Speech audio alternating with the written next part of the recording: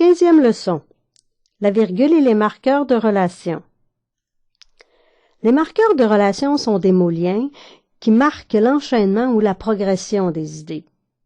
Ils sont nombreux, mais voici les plus fréquents.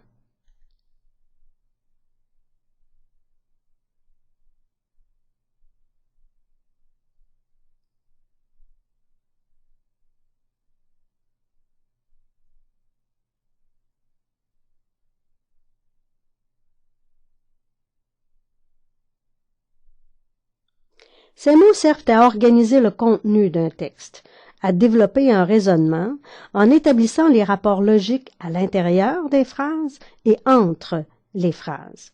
Ce sont des conjonctions, des adverbes ou des expressions que les grammaires nomment marqueurs de relation ou organisateurs textuels ou encore connecteurs textuels. Très souvent, les marqueurs de relation sont placés au début de la phrase graphique. En mettant une virgule après, on le met en évidence et ainsi on facilite le repérage des liens logiques.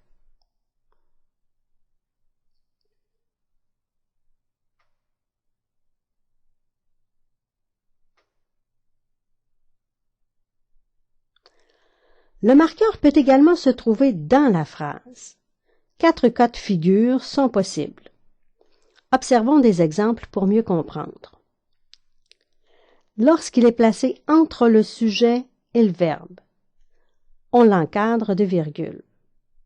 Lorsqu'il se glisse entre le complément de phrase déplacé et le sujet, on l'encadre également de virgule. Mais s'il vient immédiatement après le verbe ou entre l'auxiliaire et le verbe, on ne met pas de virgule. Il se comporte alors comme un modificateur du verbe qui apparaît à sa place normale. C'est pourquoi on n'a pas besoin de virgule. Lorsqu'un marqueur sépare deux phrases syntaxiques à l'intérieur d'une phrase graphique, 2 ponctuations sont possibles. On met une virgule avant le marqueur comme pour un simple coordonnant. Ou on sépare la phrase par un point-virgule et on met une virgule après le marqueur pour le renforcer. Cette dernière façon de faire est utile dans une phrase plus longue. En résumé, si le marqueur est au début de la phrase, on met une virgule après. Si le marqueur se trouve dans la phrase graphique, la ponctuation dépend de sa place. S'il se glisse entre le sujet et le verbe, on l'encadre de 2 virgules. S'il se glisse entre le complément de phrase déplacé et le sujet, on l'encadre de 2 virgules.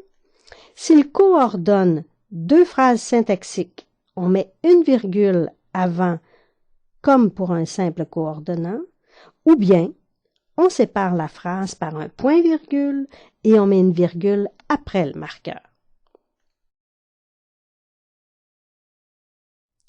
Dans la prochaine leçon, nous verrons la virgule et les subordonnants.